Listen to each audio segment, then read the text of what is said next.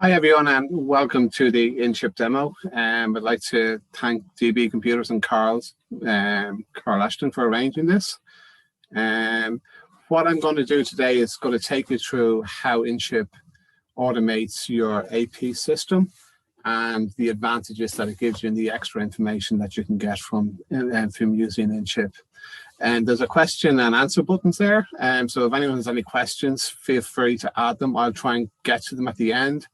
If I don't get to the questions, if there's too many or whatever, I'll reply afterwards and directly to yourselves. So anyway, let's start. There's a fair few people here. But don't be afraid to actually shout out. I'm also going to send out a recording of this demo after it's completed, and so that you have it for yourself and for the work colleagues if you'd like to pass it on.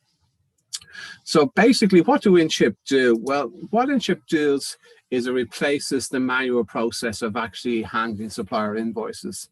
So if you look at the manual process, which is down the bottom, your supplier generates it, prints it, basically posts it out yourself. You open the post, you sort the letters out into a bunch, you match it to documents, you send it off for approvals. Then it basically gets data entered, system approved, and filed and reconciled afterwards. You can sort of go through that. There's sort of 10 steps that we put out there, but you can take one or two off for most companies. But at the end of the day, you're still actually going through quite a lot of steps. However, with InShip, we try and remove as many, if not nearly all of these steps to actually make the process much faster and much better for yourself. So what we do is we sort of get you to get your suppliers to email in your invoices, their invoices. The invoices are then automatically grabbed into InShip. And we read them, we extract the data that's off them, and then with one click you process them, the system approves them, and then they get uploaded. So that approval process can actually be customized for how you want it to be approved. It can be a complex process, or it can be a very, very, very simple process. It's up to yourselves on how you want to actually construct it. Now, in this demo I'm going to go through, I'm not going to show you all the elements of InShip. And what I'm going to show you, you don't need to use all the elements that I'm actually showing you. It's up to yourself and up to your organization how you want to configure and how you want InShip to work. So if I actually just switch off this and go into InShip here. So what we have in here is the InShip demo company. And what I'm looking at here is basically the InShip home screen. And what we do is when invoices are emailed into the system, you can drag and drop them in as well if you want to, but the best way is get your suppliers to do the work, get them to email them into your InShip email account.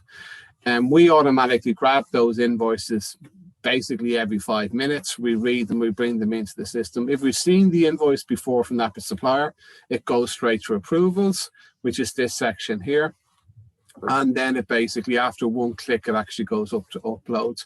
But what I'm going to do to you here is I'm going to take you up through, this is the first time an invoice came into InShip from this supplier, and show you what InShip is doing at that particular point and how flexible it is in relation to what it grabs. So what we're doing is we've got 18 new invoices in this company, but 15 of them were sent in from a similar supplier. We're reading, we're seeing that the invoices look the same. So what we're going to do here is we're going to set up a template to read those invoices. Now, the template is computer aided. The system will come in and will find a lot of this information for you. And what you're doing is you're confirming it's right. Now, on this particular invoice, we're grabbing how we know it's an invoice, how we know it's from that particular supplier. The system has sort of grabbed how it's known, the invoice number, the date, the reference number, and they're the straightforward things that we're grabbing.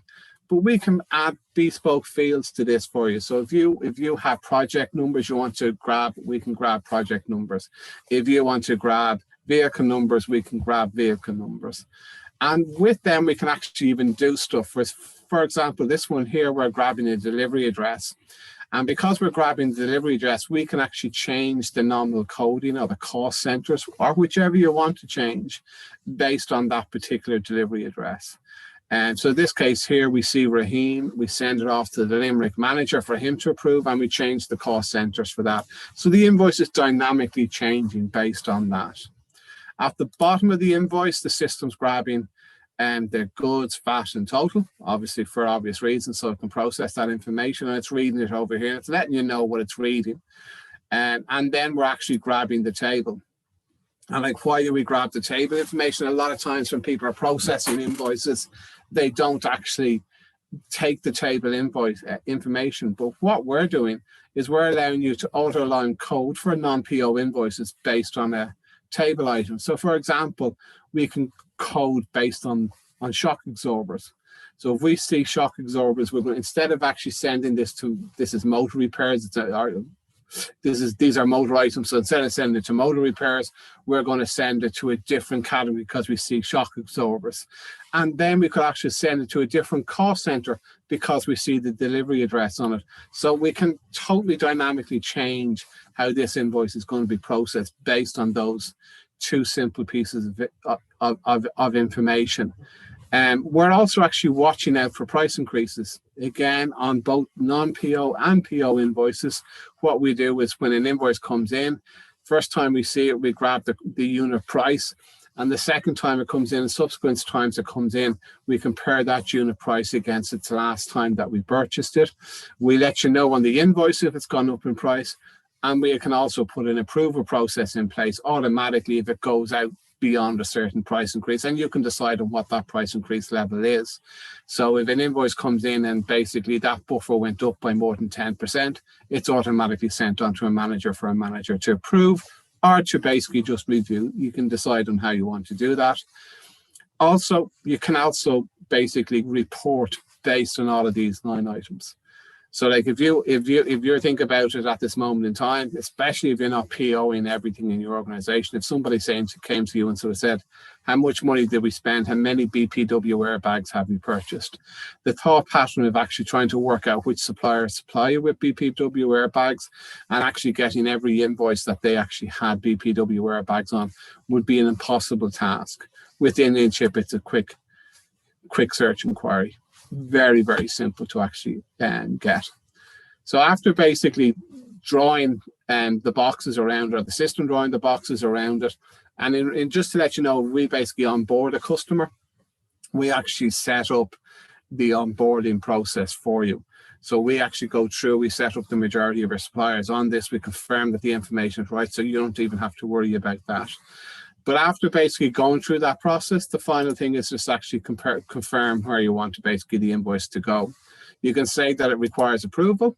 It doesn't require approval. You can set that basically within your organization. Any invoice below a certain amount doesn't require approval. Any invoice above a certain amount does require approval. So even though this does not require approval, if it's over, say, £50, it will automatically look for approval. However, you can actually set up approval through a number of different functions. This one here, I'm sending this to any admin, but I can actually pick a person and this will go to Phil Lennon anytime basically the invoice comes in from that particular supplier. Or if I want the custom routing approval to basically look after it, it can actually go through basically the custom routing approval. So it's based on the line item that, the delivery address or something like that. But again, this is all user defined. You can actually just skip through this, or you can actually set this up yourself if you want to. Just before I go on to actually approving a particular invoice, what I'm going to do is just I'll actually look at alerts. So an invoice comes in, if there's a problem with an invoice, it goes into alerts. Just to go through a couple of very simple alerts. Invoice number already exists, duplicate invoice. So if a duplicate invoice comes in, we're automatically taking that out of the system straight away. If an invoice is outside an appropriate date range, these were old invoices that came in. So when they came in, we sort of say, listen, this is old, have a quick look at it. And so you're immediately removing problems and actually putting them in the hands of people in your accounts department, rather than actually getting people to approve the invoice. But now to sort of go to the real juicy bit, actually approving invoices and actually processing and doing the normal day-to-day work on a particular invoice. If we just go into this here, what we have here is we have all the invoices that I have to approve. So these are the ones that have been routed for me to approve. I'm an admin person, so I get all the admin invoices plus the ones that are for myself. So if I just actually go in and have a look at these particular invoices, these are the invoices I want to approve. If you actually look at these items here, you can see that this is what we've read off the invoice. If I switch around here, I see what the actual invoice is. If I actually switch here, I actually see what we've read off the invoice. If I'm happy with what's on the invoice, I click approve, move out into the next one. That's actually how simple it is actually to process an invoice. Happy with that, approve it, move on to the next one. There's no additional work required in relation to approving an invoice. If I want to actually have a look to see what a line item is I'm buying, double click on a line item. It will actually do a Google search and actually return back what I've actually purchased. So it's letting people know what I've actually purchased, as simple as that. I can actually add comments to the invoice. These can be predefined comments, or I can add my own basically comments to an invoice. If I'm not happy with an invoice, I can put it on hold, say the reason that's put on hold, and I will actually send a copy of that invoice off to the supplier saying that this particular invoice is on hold.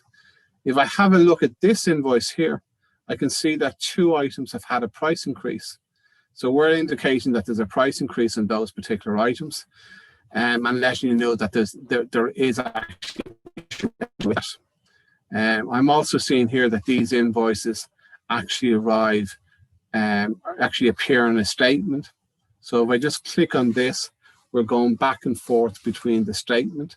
So you can see here that basically we're grabbing from the statement the date, the invoice number, and the value, and we're reconciling that against what's being processed in the system.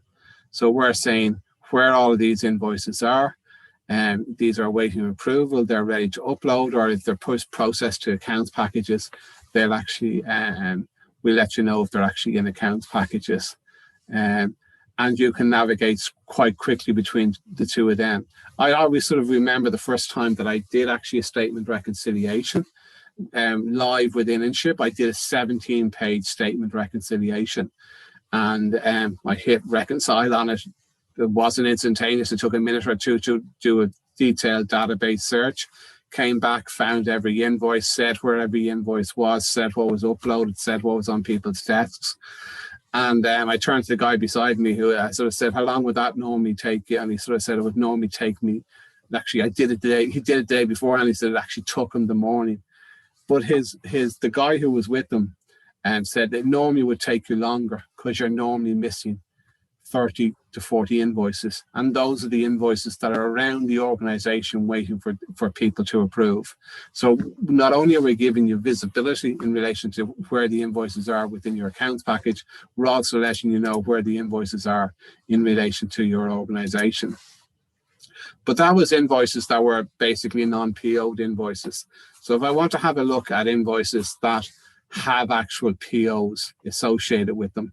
So I'm just going to look at a few invoices here for this supplier that basically have POs associated with them. So what we have here is we have confirmation of the PO number. These are all marked in green to say that they actually match, but let's go in and have a look at a couple of invoices here. So if I just go into this, what we can see here is we've actually matched all of the line items against the line items that we've actually on our purchase order. The invoice matches one against another. So again, I'm happy with this. Tick to approve and move out into the next one. That's my accountancy process done from start to finish. I don't need to do anything else. It's basically as simple as that. I'm happy with that. Tick, approve, move out onto the next one. It's matched to a GRN. It's matched to the PO. So you can see here on this side here, this is the PO that we've grabbed in. It's been split into 3 different GRNs. And if I want to, I can actually flick between those two different, or those are the 2 GRNs as well as this one. And I can see the invoice that's associated with it here, as I can see the invoice that's associated with this one here. So it's turning around, making the process very, very simple to actually approve an invoice, giving you all the information that you want, and you just click and approve and move out onto the next one. Really, it's as simple as that. So the final stage of actually processing an invoice, where the invoices all come together, so they could be approved by multiple people all over the organization, and then they finally actually come to basically the upload section. So this is where the accounts department, if they haven't been actually approving the invoices, would actually come back into play again. They're actually looking at what's been approved. they're going through this quite quickly to make sure that it makes sense to them, that they've no actual issue with these invoices that they're going to upload. So they have a final review in relation to actually those invoices. If they're happy enough with that, they just basically hit upload wizard. And in this case, this is a Sage 50 integration. It basically doesn't have foreign currency on it, so it's actually going to do a euro to sterling conversion and basically upload those invoices. What we do with the upload is the invoices are actually generated into a file that then is basically pushed into Sage. We have for POs, we have an app that sits between the two systems. Otherwise, we just use PO and Sage's simple upload process that they already have built in their system. Finally, in relation to sort of straightforward functionality, if you're looking for an invoice within InShip, or if you're looking for a copy document, at the moment you're probably going through basically what could be a scan process that's actually an additional function that would have taken you a while to put together, or you're actually going to your lever arch files. So you're going in there and you're doing like most people, you're getting your file reference number from Sage. You're going, okay, that's file number whatever 8. You take that out, you find the invoice, you pull that out, you photocopy it, you put the original invoice back in, and you give the person who's looking for a photocopy invoice, which is actually quite a hard process, and a long process. But what I'm going to do here is I'm going to do a search, but I'm not going to search by supplier. I'm not going to search by invoice number. I'm not going to search by date range. I'm actually going to search by a line item on an invoice. So that's a really detailed search. It's going to take a second or so to actually do this. But what I'm doing here is I'm looking for every single time that we've purchased anything with basically MOT in it. Now that's MOT as in a motor test, or the word motor, or MOT as part of a motor. So it's doing a very, very detailed search throughout the system, and it's found every single supplier that actually has this associated with their name. It lets you see where those invoices are. But just the first thing is it actually generates a report. So you can actually generate a button that allows you to generate a report. So you can do a very simple report on basically the value of all invoices with MOT on it, or you can do a detailed report and actually get all of the line items for every single one of those invoices and with MOT on it. So that answers your question. How much money, how many times have we spent money on MOT? Very, very simply and very fast. Or you can just go in and look at one particular invoice and there's MOT on it there. So you can get down to information very, very fast in relation to InShip. It's all about basically speeding up the process, making it remote work, that you can work from different locations, or people can be in different locations at once. If you're running basically an accounts payable department, you want to make sure that people are approving the invoices, and you want to see who's holding invoices up. You can just go into basically the approval section.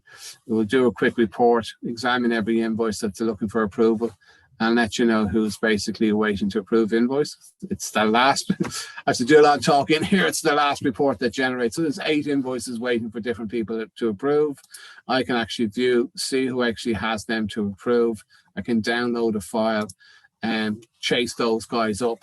But also InShip actually automatically sends a reminder to people on a weekly basis, to either weekly or daily basis, sorry, to say that these are the invoices that you have to approve.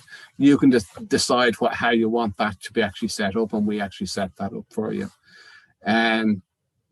So that's basically the demonstration of InShip. It's, as I said, I've kept it to sort of a tight time scale. So just sort of a few of the very quick takeaways. The information that we take off an invoice and what we grab and what we do in an invoice can be set by yourselves, and you can define how you want. So if you've got an unusual process or something weird that you need to take off an invoice, like we've had tail numbers for airplanes, engine numbers for different motors, trailer numbers for people who basically are renting articulated trailers, vehicle numbers all over the place, building numbers for builders or service contractors. all of these different fields can be taken off and actually set up as basically a bespoke field for yourself to actually take off and allow you to process the invoices as you want them to be. Someone's just asking, it's probably a good question. I always sort of jump over it very quickly. Someone's just asked, where do you add the GRNs? That basically depends on the accounts packages that we're actually working with. We would build, or we would have an integration link between the accounts package. So say if your accounts package is say Sage 50 or Sage 200, what we do is we have basically an app that sits between the two processes, and basically the app grabs the information from Sage and pushes it through to InShip. Other systems, it's done to what's called the API keys, which are it's how systems link together. So we're grabbing the information. So you're not actually expected to put in your GRNs on a one-by-one basis. It's put in on a bulk basis. This can be done. It can be set up as an overnight process. It can be set up something that you do once or twice a week. It can be manual. The answer to your question is there's loads of different ways of doing it. It's up to the accounts package that we're integrating with how that's done. And because we integrate with, I think it's moving into 40 accounts packages at this moment in time, each of the solution, now not all of them are different, there's different types of solutions for different accounts packages. So I hopefully that answers your question. I got another question here in relation to accounts packages, and they're asking specifically, do we integrate with QuickBooks? And the answer to that is yes, we integrate with QuickBooks. Just to give you another couple of ones that we integrate with Sage, we integrate with Xero, QuickBooks, Opera, oh my God, I'm drawing a blank. We integrate with quite an awful lot of accounts packages. There's another question here in relation to how long do we store the documents for? What we do is we actually store everything for a minimum of 7 years. So when you sign up with InShip, we basically, part of the contract is we will actually store those documents for 7 years, no matter how long you're with us. So if you're with InShip for say 2 years, we're obliged to keep all of the data for 7 years after that. So the last invoice would still be available to you 7 years later, and probably even longer, because we obviously don't delete things on a day-to-day basis. It's a bulk periodic thing that's actually done, but the information is available to you all of that time.